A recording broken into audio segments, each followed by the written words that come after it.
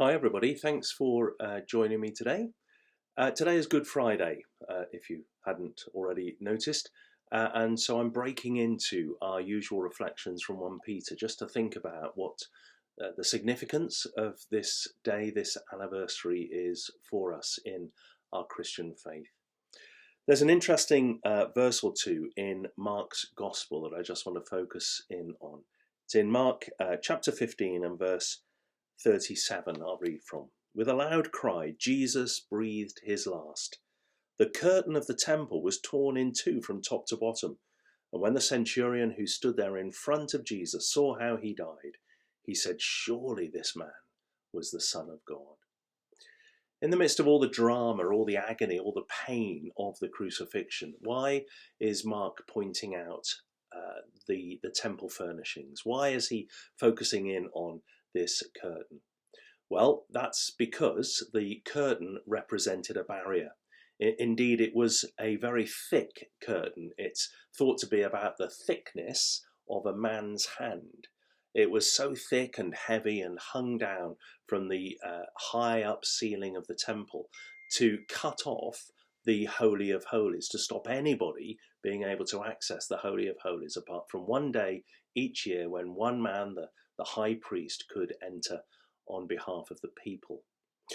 But what we read about as Jesus dies on this cross is that this curtain, this thick, heavy curtain, was torn from top to bottom. That detail is important because this wasn't some trickery of man who was sort of fiddling away at the bottom of it and then kind of tore it open from the bottom. No, this was ripped from the top to the bottom, from the heavens to the earth. And so what the representation of all of this means is that the barrier between man and God, the barrier that prevented people from being able to access the Holy of Holies, God's own special presence, is broken. It's gone. And at that moment that Jesus died, all interruptions, all barriers, all the things that get in the way of our relationship with God were dealt with. They were consumed. They were torn apart to allow every single one of us free and unhindered access to our God. Now that is something worth reflecting on. It's a sad day in many respects today, but we have great news. We have wonderful news that we can look forward to on Sunday. And the principal thing with this good news is that all barriers are broken. Every single one of us has access to come to God the Father through Jesus Christ the Son.